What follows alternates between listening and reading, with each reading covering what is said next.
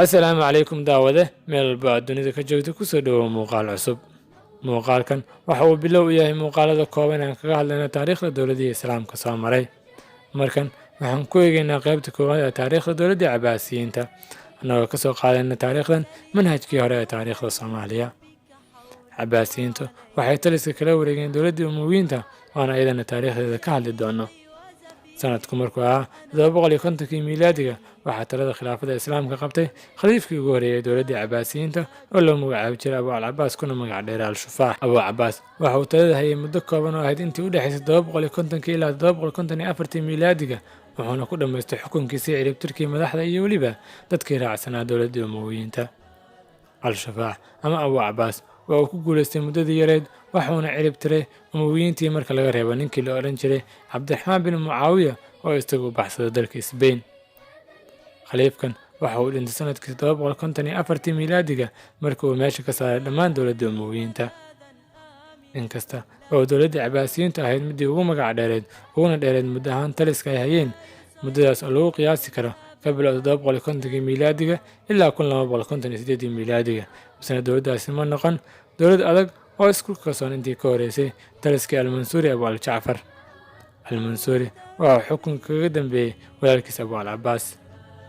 khaliifkan waxa uu talada hayay muddo gaaraysa 21 sannadood ka bilowda 754 ilaa 775 miilaadiga.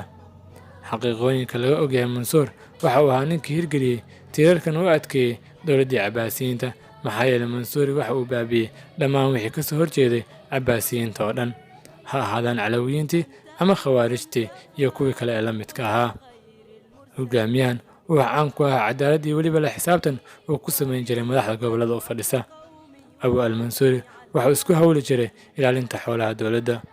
ugu dambeyn, markii uu dhisay dowlad adag, waxa uu bedelay caasimadda islaamka ee Dimashq iyadoo loo sababeeyay arrimo la xiriira dhismaha dowladda.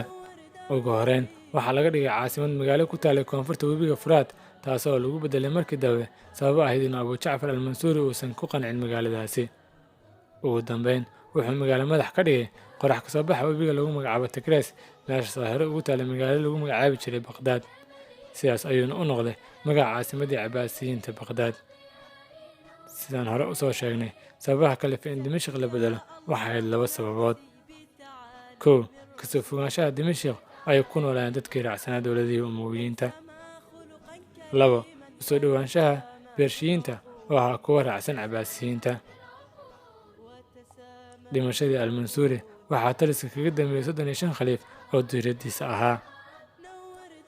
dadka talada kula loolami jiray waxaa ka mid ahaa adeerkii Cabdulaahi bin Cali oo qayb ka ahaa dagaaladii Cabbaasiyiintu kaga guulaysteen Umayyadeed, gaar ahaan goobtii al-Saab ayna ahayd meeshii ay talada kula wareegeen dowladda Cabbaasiyiintu.